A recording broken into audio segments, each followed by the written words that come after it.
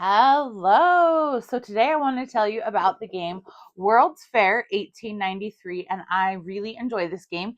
It is officially for 2 to 4 players. However, on BGA there is a great fan-made solo mode that I have played and think works really well for this game. So, World's Fair 1893 starts out with a Ferris wheel in the center of the board because this was at the World's Fair in 1893, and you use different. So the Ferris wheel comes in 2 pieces and it all gets laid out based on your player count. So you do that. It changes the number of spaces on the Ferris wheel, whether you're playing with 2, 3, or 4, because essentially if you're playing with 4, you're going to want more moves on the wheel so that everyone gets more turns. And then you have your little car that will start here, and it's going to move around the Ferris wheel. And when it gets to the center, you're going to do midway scoring. And when it gets back down to the bottom again for the second time, the game will end and you will do final scoring. So there are then these sections that are going to go around the Ferris wheel, and they are placed randomly. There's no set order to these, so each game it will be different. So you place these around your Ferris wheel like so, and you have your different colors, and this is now your game board. There are then spots on each of the colors. There's either 3 or 4, and cards are going to get placed there. To start out, only 2 cards are going to go in each spot, so they will be placed out like so. And then as you refill 3 cards at a time. And so sometimes you'll be able to fill it all the way up to 4. If you go and you just need to put 1, then you'll continue to fill around the board. So every player has their player color, and you are getting to put your pieces, which are just these little cubes, out onto the board. And basically what you're doing is you're trying to get the most of your cubes in the areas for the mid-game and the end game scoring. So if you go somewhere and place your cube, you take the cards there, or you throw them on the floor like I just did, and then the next player goes.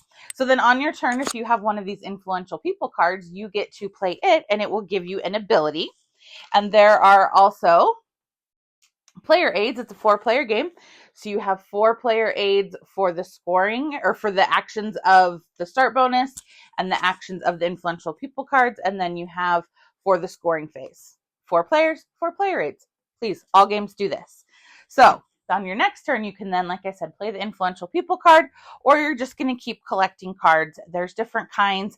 There are these midway tickets that whoever has the most of these and second most of these, mid-game and end-game scoring, is going to get coins for that. Then there are these, which is an event that corresponds, what I'm looking for, to the section of the board you're on. And there's some flavor text on there. You can read about something from that time period, which is really cool. So there's a little bit of trivia and education if you want it.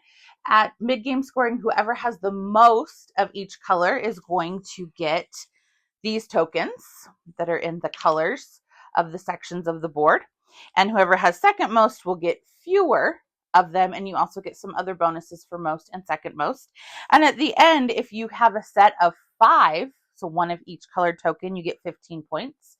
If you have a set of just 4, you get 10, 6, 3, and 1 for 1, 2, and 3. So you want to collect as many of these as possible, and you want to collect all of the colors if you can. So that's going to affect where during the game you're going to be placing your pieces and trying to get the majority. So those are the basic types of cards that you will have. It's a very straightforward game in that there's not really huge action cards. It's just these influential people, which let you sometimes place an additional piece. It lets you move pieces of your opponent or of yourself to help you get those bonuses. And every time a midway card is taken, that's what will move this little Ferris wheel around. And like I said, when you get there once, you do mid-game scoring. When you get there again, you do end-game scoring. And it is a lot of fun. I love reading the cards and finding out about it.